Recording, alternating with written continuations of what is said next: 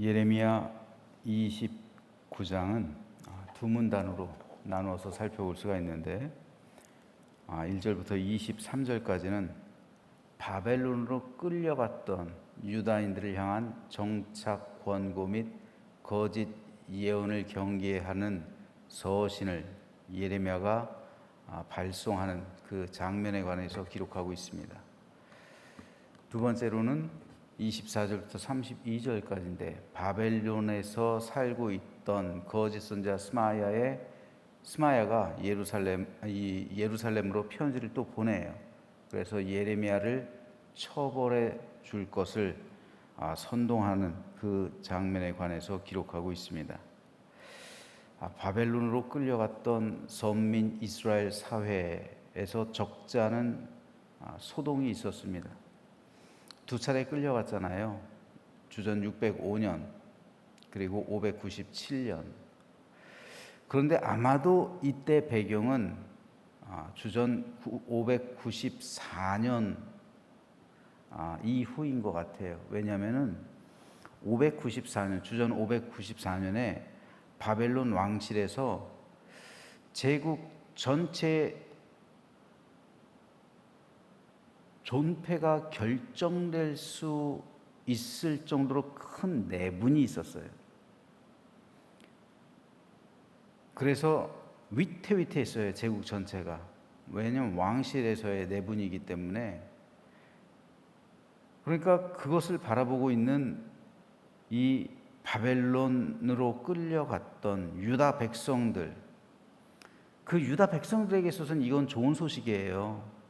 그렇잖아요. 바벨론 정권이 무너져 버리면 자기들은 돌아갈 거 아니에요. 그러니까 이건 좋은 소식이에요, 그들에겐. 이게 위태위태 흔들흔들거리다가 폭삭 주저앉아야 되는데, 그래서 이제 머지않아 바벨론 망하겠다, 이제 귀환할 때가 이제 가까이 왔다라고 생각했던 겁니다. 594년이면 1차 포로로 끌려왔을 때는 11년, 그리고 2차 포로가 되어서 끌려온 사람들은 만 3년 지났을 때잖아요. 그런데 그때 예레미야가 편지를 보냅니다. 바벨론 망하지 않을 거다. 유다 백성의 포로 기간 길어질 거다. 그러니 너희들은 그 성읍의 평안을 위해서 도리어 기도하라. 그리고 그때까지 잘 정착해서 살아가라. 이게 골자예요. 하나님의 진노하심 적어도 70년은 채워야 된다. 이제 11년 됐죠. 제일 오래된 사람들이. 아직 멀었으니까 그곳에 정착해서 그때를 채우라, 이 말이에요. 기가 막힌 노릇이죠. 바벨론의 멸망을 노래 부르고 기도해야 해도 시원찮을 판에 도리어 기도하라고요? 그 성읍을 위해서? 이게 기도하라고 말하고 있잖아요. 70년간 너희들 거기 있어야 된다. 그러니 정착해서 살아. 씨를 뿌려라. 관직에도 가고, 쉽게 말해서 지금으로 말하면 공무원 시험도 보고, 관직에도 오르고, 그리고 경제생활하고, 그것에 단단하게 뿌리를 내려라. 이런 주문을 하고 있는 거예요. 이런 서신을 쓴 거예요. 편지를 써서 보낸 겁니다. 그러니 이 편지를 받은 유다 공동체는 발칵 뒤집힌 거예요. 적어도 70년을 바벨론에서 채워야 한다면 바벨론으로 끌려간 당 세대는 다 죽는 거예요, 거기서. 그렇죠? 자식들도 아주 어렸던 자식들을 제외하고는 거기서 다 죽는 거예요. 자식 세대들까지도. 자식 세대들까지도 이제 유다로 귀환할 수 있는 사람은 없는 거예요. 그래서 유다 공동체는 예레미야 이 편지를 받고 나서 격분하는 거예요. 분노하는 겁니다. 그런데 이들 가운데 거짓 선지자들이 있잖아요. 오늘 본문에는 거짓 선지자 3명이 등장하고 있는데 아합, 시드기야, 스마야라는 거짓 선지자들입니다. 이들 가운데 특히 스마야는 유다의 제사장들과 백성들에게 편지를 써요. 예레미야가 우리에게 편지를 써서 70년 후에나 귀환한다고 하는데, 그래서 그때까지 우리한테 이곳에서 정착하라고 지금 강요하고 있는데, 예레미야란 그 선지자를 언제까지 놔두려고 할 것이냐? 스마야에 있어서는 예레미야가 거짓 선지자예요. 예레미야란 거짓 선지자를 언제까지 두고 보려고 하느냐? 즉 속히 예레미야를 처형하라는 주문이에요. 백성들 선동하고 있는 거예요. 편지를 써서. 이에 예레미야는 스마야에게 답장을 보내요. 그리고 바벨론에 있는 포로들, 그 유다 공동체에게도 2번째 편지를 보냅니다.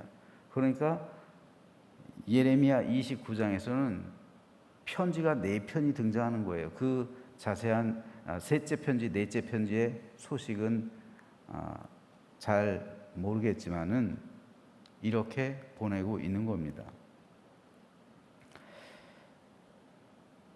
그러나 예레미야는 유다에 있었죠. 그리고 바벨론 포로 공동체에는 마땅히 하나님의 말씀을 전해줄 선지자가 아직 없었어요. 그렇기 때문에 바벨론에서 일어나고 있는, 그 유다 공동체에서 일어나고 있는 그 일들에 대해서 관여할 수가 없었어요.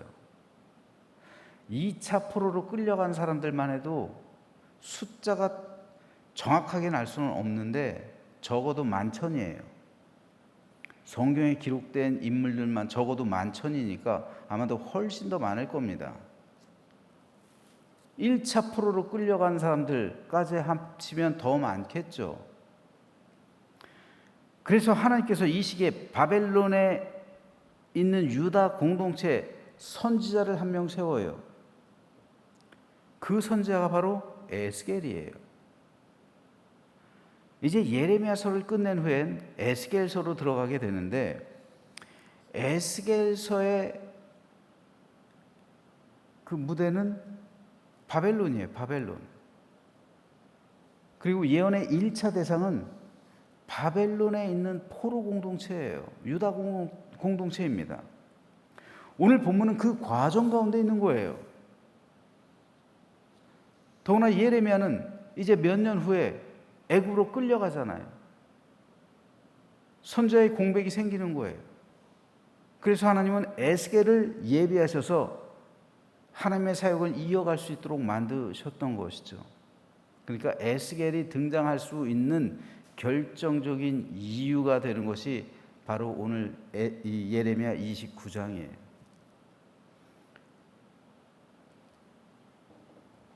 중요한 것은 유다에 예레미야와 같은 참 선지자보다는 하나네 같은 거짓 선지자가 더 많았죠.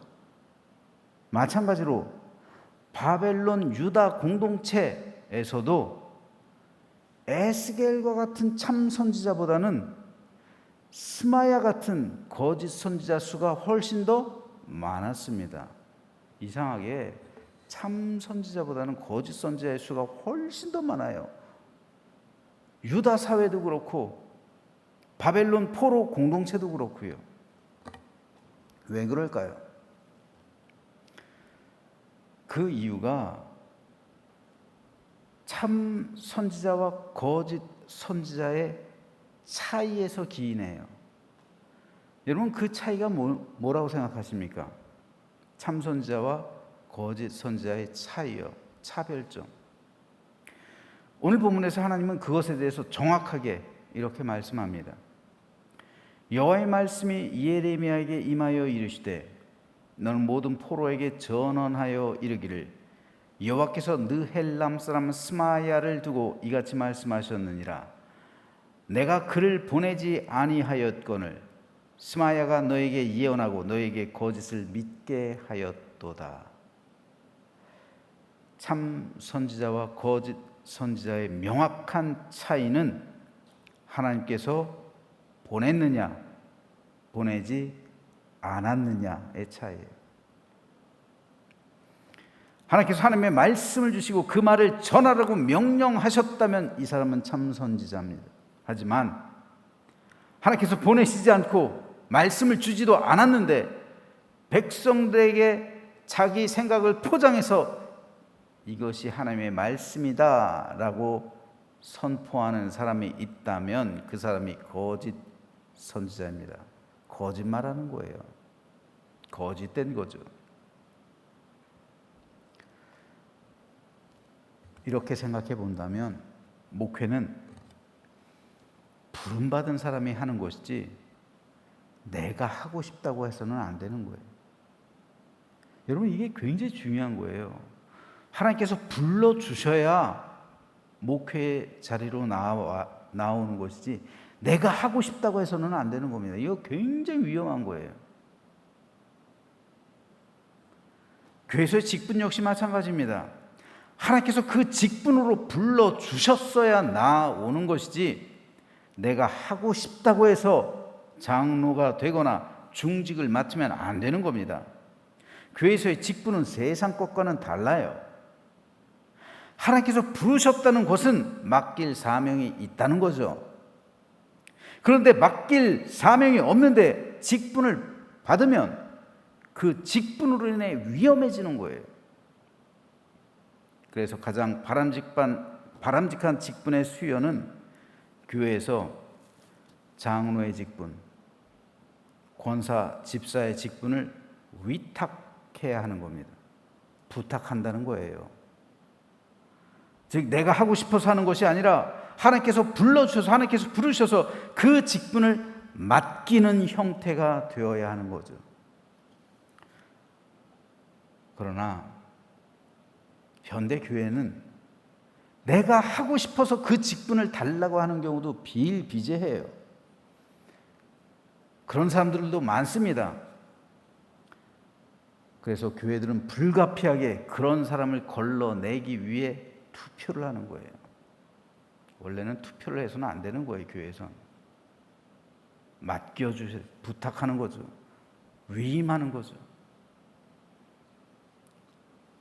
하지만 그런 사람도 있을 수 있기 때문에 불가피하게 투표를 하는 거예요. 투표는 사실 차선책이에요. 오늘 본문에 등장하고 있는 3명의 거짓 선지자들은 하나님께서 부르지 않았는데 스스로 선지자가 된 사람들이에요. 하나님께서 사명을 안 맡겼는데 자기가 나와서 스스로 선지자라고 칭한단 말이죠. 왜 이들이 선지자가 됐을까요? 왜 굳이 선지자 역할을 자처했을까요? 권력 때문에 그래요. 여러분, 유다 사회에 있어서 권력의 중심지는 제사장이죠. 그런데 제사장은 세습직이에요. 그래서 백성들은 제사장이 되고 싶어도 될 수가 없어요. 쉽게 말해서 유다 사회의 금수저들은 제사장, 집안 사람들, 그리고 왕위를 이은 사람들, 이 사람들을 빼놓고는 금수저 집안이 없어요. 그런데 일반 백성들이 이 종교 권력을 갖기 위해선 2가지 방법이 있었어요. 하나는 율법을 달달 외워가지고 서기관이 되거나 아니면 하나님의 음성을 듣고 선지자가 되거나, 둘밖에 없어요. 종교 권력을 쥘 수 있는 방법이요. 그런데 참 선지자는 종교 권력을 쥐려고 하는 게 아니잖아요. 참 선지자의 손에는 하나님의 말씀이 쥐어져 있는 거예요. 그래서 권력하려면 오히려 멀어요. 오히려 권력을 비판하잖아요. 예레미야가 권력을 쥐었습니까? 권력을 준다고 해도 거절하죠.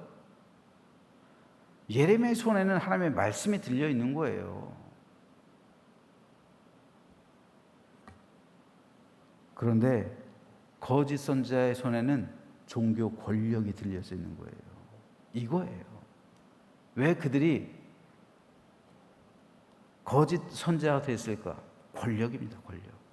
권력을 쥐는 거예요. 종교 권력이요. 종교 권력과 명예 그리고 돈, 이걸 위해서 거짓 선지자가 되는 거예요. 스스로 선지자 자리로 나가는 거예요. 그래서 하나님께서 보내지 않았음에도 그들 스스로 선지자가 됩니다. 이로 인해 그들은 자기 생각을 백성들에게 말할 수밖에 없는 거예요. 하나님의 영이 임하지 않았는데, 하나님의 음성을 듣지 못하는데 무슨 하나님의 말씀을 전해요? 근데 뭐라도 말해야 될 거 아니에요. 그러니까 자기 생각 말하는 거예요. 백성에게 거짓말하는 거예요. 거짓으로 선동할 수밖에 없는 거예요. 권력이 높으면 높을수록, 권력을 쥐면 쥘수록, 그러니까 백성들 귀에 듣기 좋은 말만 하는 거예요. 이게 거짓 선지자예요. 그로 인해 백성은 멸망의 길로 가게 되죠. 그리고 하나님의 진노의 심판을 받게 됩니다. 그래서 하나님께서는 거짓 선지자를 아주 혹독하게 심판하세요. 오늘 본문에 등장하는 3명의 거짓 선지자들을 향한 하나님의 심판을 한번 살펴보죠. 만군의 여호와 이스라엘의 하나님께서 골라야의 아들 아합과 마세야의 아들 시드기야에 대하여 이와 같이 말씀하시니라. 그들은 내 이름으로 너희에게 거짓을 예언한 자라. 보라, 내가 그들을 바벨론의 왕 느부갓네살의 손에 넘기리니 그가 너희 눈 앞에서 그들을 죽일 것이라. 여러분, 바벨론 포로로 끌려간 이 유다 공동체는 죽을 일이 없어요. 바벨론에 있잖아요. 죽일 일이 없어요. 느부갓네살이 반란을 일으키지 않은 이상 죽일 일이 없는데, 즉 반란죄를 물어서 죽인다는 거예요. 실제로 그렇게 선동을 했잖아요. 유다 공동체에다가. 그리고 오늘 마지막 절 32절입니다. 그러므로 여호와께서 이와 같이 말씀하시니라. 보라, 내가 느헬람 사람 스마야와 그의 자손을 벌하리니 그가 나 여호와께 패역한 말을 하였기 때문에 이 백성 중에 살아남을 그의 자손이 하나도 없을 것이라. 내가 내 백성에게 행하려 하는 복된 일을 그가 보지 못하리라 하셨느니라. 이것은 여호와의 말씀이니라. 그가 나 여호와께 패역한 말을 하였기 때문에 이 백성 중에 살아남을 그의 자손이 하나도 없을 것이다. 그의 후손을 다 끊어버리겠다는 거예요. 다 죽이겠다는 겁니다. 이것이 하나님의 심판이었어요. 그러므로 오늘 우리는 우리에게 하나님께서 맡겨주신 이 직분을 소중하게 생각해야 돼요. 그리고 그 직분에 합당하게 생활해야 합니다. 내가 원해서 된 게 아니에요. 하나님께서 나에게 그 직분을 주셨기 때문에 내가 그 직분을 받았다는 말입니다.